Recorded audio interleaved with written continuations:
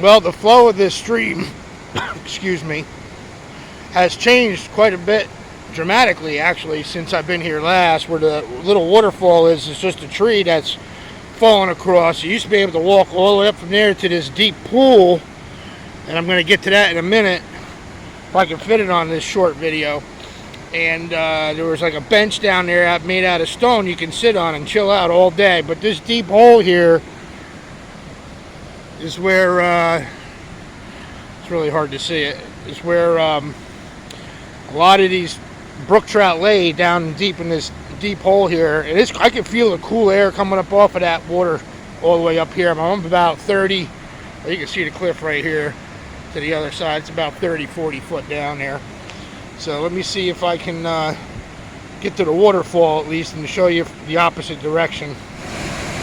Alright guys, well this is the waterfall. The water actually has gone down some. It was like where this log is right here, where my finger is up there. You can see where it had washed away. It is down, but it's still moving way too fast. But here, you can get a good look at the size of this pool here. See if I can zoom out. And like I said, during the summertime, those 90-degree days, it's nice and shady back here, and the water's always cold. Not freezing cold in the summer, but nice to cool off in, and plenty of fish in here. But you can see the destruction from the trees coming down over the past few years. That'd be a tough walk even from the other side where it's flatter, like up in here. You know, you'd still have to walk up and around the other side of that, you know, the cliff, and all the way up around through there to get down there. And a friend of mine, his daughter has the house now. He passed away a couple years ago. I'd have to park in his driveway and cut through the woods. But yeah, I mean, fishing from way up here, you could probably do it, but still not when it's this high, because your bait would be washed downstream and wouldn't even reach the bottom. That water's moving faster than it looks right here. So, but yeah, great little native brook trout stream, and I was really hoping to drop a line in here today, but I figured let me walk down here first and, you know, make sure it's even doable. And yeah, I'm not walking through all this down here, all those trees that came down in the creek.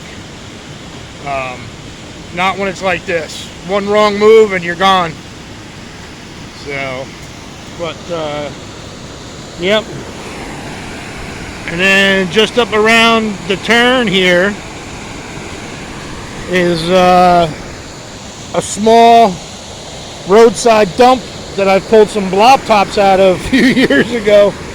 That's how I found the dump. I was fishing, me and my son. So, anyways,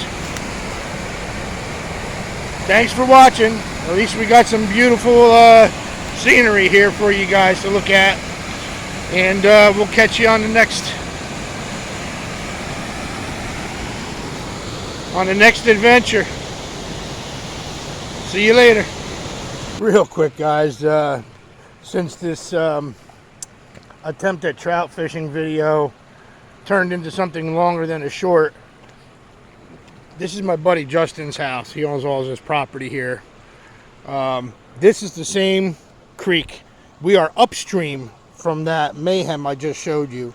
This is maybe about 6 feet wide here. And,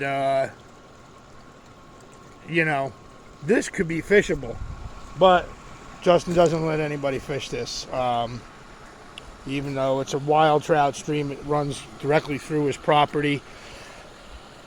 Usually when the sun's up, you can see all the brook trout down in here. There is probably a good 20 or 30 fish in here at all times, mostly. You know, I wish I had done this video landscape instead of vertical here, but no big deal. And so yeah, there's all kinds of like turtles and everything in here. Nice little stream. A lot quieter up here than it is down where I just showed you. And like I said, it kind of runs through a swampy area. It runs through a couple backyards of another lake community. If you were to take this dirt road out and then make a left and go down to the bottom where there's some houses, it runs behind there. It comes out of a lake they call Doctor's Lake. It's private. You get caught even standing on his dam, you get a load of rock salt in your ass. So, you know, you don't want to do that. We don't want to do that. So, all right, I'm going to take a little drive down the main road up here where I came in. I'm going to go down the road this way a little bit. There's a couple old foundations back in there. Just going to take a look, see, and we'll catch you on the next.